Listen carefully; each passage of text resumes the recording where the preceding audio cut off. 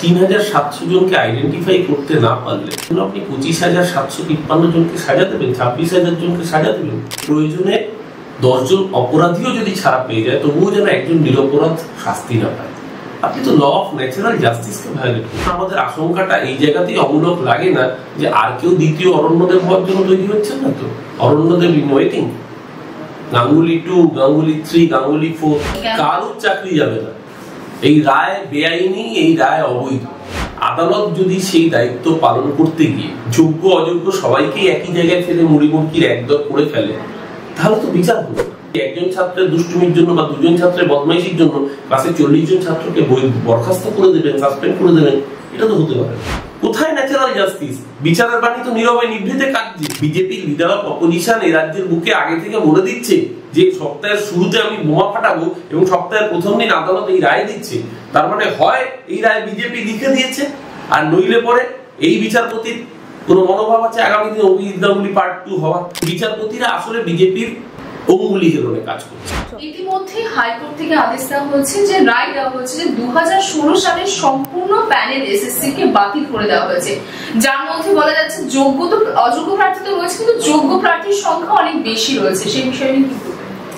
দেখুন, ছোটবেলায় স্কুলে শিক্ষক ক্লাস নিচ্ছিলেন, তো একটি বদমাইশ ছেলে সে শিক্ষককে লক্ষ্য করে চক ছুঁড়ে মেরেছিল।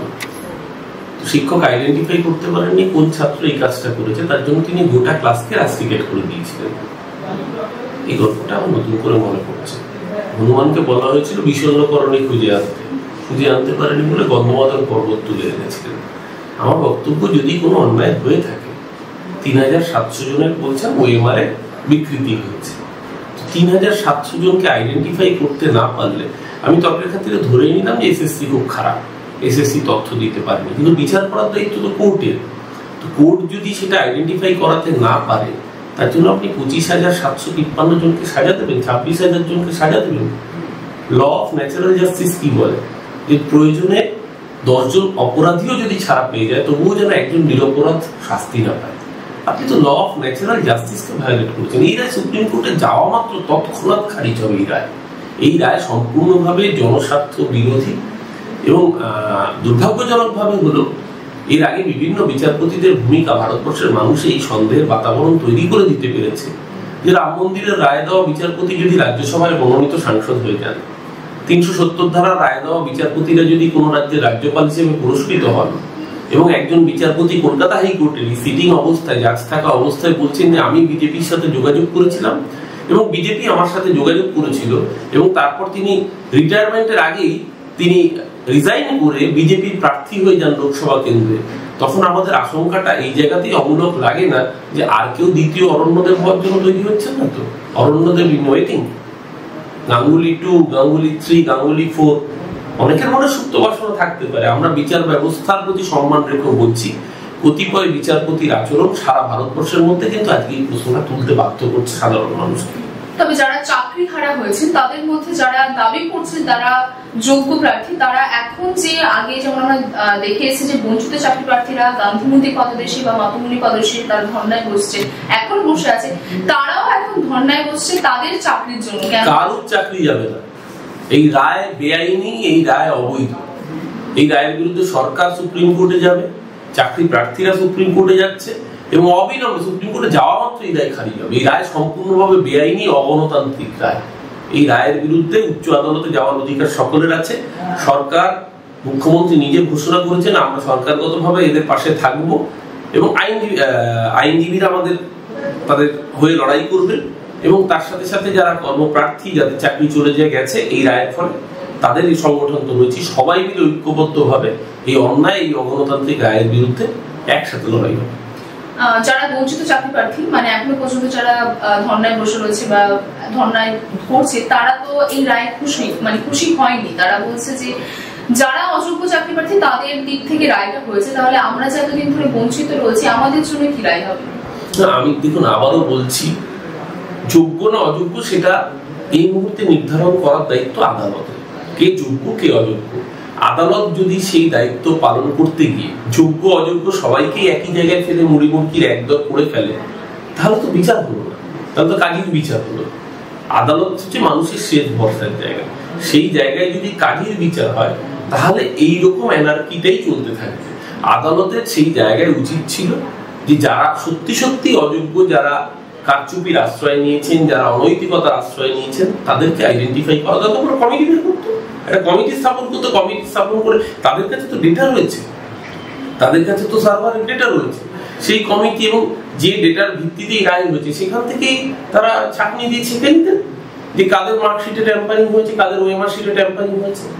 এটা করা তো খুব একটা অসুবিধা ছিল না। একটা স্পেশালাইজ কমিটি তারা তৈরি করে দিতেন, আদালত মনিটরিং, তারা সিদ্ধান্ত নিতেন, তারা বিচারপতিদের কাছে তাদের যে অ্যানালিসিস সেই অ্যানালিসিস দিতেন, তার ভিত্তিতে রায় হতো। সেটা না করে আপনি সমগ্র ক্লাসকে একজন ছাত্রের দুষ্টুমির জন্য বা দুজন ছাত্রের বদমাইশির জন্য ক্লাসে 40 জন ছাত্রকে বরখাস্ত করে দেবেন, সাসপেন্ড করে দেবেন, এটা তো হতে পারে না। এই কাজটা উনি করেছেন এবং এই রায় অন্যায্য, এই রায় অগণতান্ত্রিক, এই রায়ের বিরুদ্ধে সরকার এবং চাকরি প্রার্থীরা দুপক্ষই আদালতে যাবে এবং সুপ্রিম কোর্ট এই রায়কে স্টে দেবে। আচ্ছা, এই যে চাকরি প্রার্থী বা চাকরি নিয়ে 2016 সালে এসএসসি নিয়ে তো বছরকে বছর এই বিষয়টা মামলাটা চলছে, সেখানে দাঁড়িয়ে যারা চাকরি করছে তারাও যখন একটা অনিশ্চয়তার মধ্যে ভুগছিল, যারা বঞ্চিত বলে নিজেদের দাবি করছে তারাও একটা যে তাদের ভবিষ্যতে কি হবে, সেইখানে দাঁড়িয়ে যে আজকে রায়টা দেওয়া হলো। এবার তৃণমূল থেকে বলা হচ্ছে, এসএসসি কমিশন থেকেও বলা হচ্ছে যে তারা উচ্চ আদালতে যাবে, দ্বারস্থ হবে। তো মানুষের একটা মানসিক যে হেনস্থার তাদের সামনে হতে হচ্ছে, যে কেউ যোগ্য হোক বা অযোগ্য হোক, দুই পক্ষ থেকে যারা চাকরিতে রয়েছে তারা চাকরি হারা হচ্ছে, যারা বঞ্চিত রয়েছে, সেই বিষয়ে অবশ্যই দেখুন, এটা তো আদালতের এই রায়ই বলে দিচ্ছে যে 3700 সামথিং কেসে তারা ওএমআর অসঙ্গতি পেয়েছেন। তো 26,000 লোককে আপনি বাদ দিলেন, তার মধ্যে আমি 4000ই ধরলাম 3700-কে, তাহলেও তো 22,000-22,000-এর কাছাকাছি ছাত্রছাত্রী যারা নিজের যোগ্যতায় চাকরিটা পেয়েছে, যারা কোনো কারচুপি করেনি, যারা কোনো অনৈতিকতার আশ্রয় নেয়নি, আজকে সেই শিক্ষক শিক্ষিকাদের যে সোশ্যাল এম্বারাসমেন্ট, তাদের পরিবার, তাদের আত্মীয় স্বজন, তাদের বন্ধু বান্ধবের কাছে যে মানসিক নির্যাতনের শিকার হতে হচ্ছে আদালতের এই রায়ের ফলে, আদালত পারবে তাদের সেই মানসিক নির্যাতনের দিনগুলো তাদেরকে রিহ্যাবিলিটেট করতে? আজকে যে সোশ্যাল এম্বারাসমেন্টের মুখোমুখি এই শিক্ষক শিক্ষিকারা হচ্ছেন, যারা কোনো অন্যায় করেননি, যারা ন্যায্যভাবে চাকরিটা পেয়েছেন, যারা প্রশ্নের উত্তর দিয়ে, যারা মেধার জোরে চাকরি পেয়েছেন, আজকে তাদেরকে মানুষের কাছে চোর বলে প্রতিপন্ন করে দিয়েছে আদালতের এই রায়। কোথায় ন্যাচারাল জাস্টিস? বিচারের বাণী তো নীরবে নিভৃতে কাটছে। শুধুমাত্র সবচেয়ে বড় কথা, বিজেপি লিডার অফ অপোজিশন এই রাজ্যের বুকে আগে থেকে বলে দিচ্ছে যে সপ্তাহের শুরুতে আমি বোমা ফাটাবো এবং সপ্তাহের প্রথম দিন আদালত এই রায় দিচ্ছে। তার মানে হয় এই রায় বিজেপি লিখে দিয়েছে, আর নইলে পরে এই বিচারপতির কোন মনোভাব আছে আগামী দিনে অভিজিৎ গাঙ্গুলি পার্ট 2 হওয়ার। নইলে পরে এই রায় কি করে আসে? এই রায় আসার আগেই যখন বিজেপি ঘোষণা করে দেয় যে অমুক দিনে অমুক বোমা ফাটবে, তারপর এই রায় আসছে, তার মানে রায়টা বিচারপতি মানে যে রায় দেবে সেটা হয় বিজেপি লিখে দিয়েছে, আপনারা তাকে বলে দিয়েছে যে এই রায় দেবো। নইলে পরে আগে থেকে অ্যাডভান্স কি করে তিনি প্রেডিক্ট করছেন? খুব পরিষ্কার ভাবে এর আগেও অভিজিৎ গাঙ্গুলির একাধিক রায় নিয়ে যখন সংশয় দেখা দিয়েছিল, পরবর্তীকালে তিনি বিজেপিতে যোগ দিয়ে প্রমাণ করে দিয়েছেন যে রায়গুলোর পেছনে বিজেপির মদত ছিল। আজকে এই রায়ের পেছনে কাদের মদত আছে সেটা দিনের আলোর মতো পরিষ্কার। কোথাও কি আপনারা এটা বলতে চাইছেন যে বিচারপতি দেবাংশু বসাক এবং বিচারপতি মোহাম্মদ সাব্বির রশিদের বেঞ্চে যে রায় দেওয়া হচ্ছে তারা বিজেপির হয়ে রায়টা দিয়েছে? আমরা এরকম কিছু বলার থেকে মানুষ যেটা বোঝার সেটা বুঝে নিচ্ছে।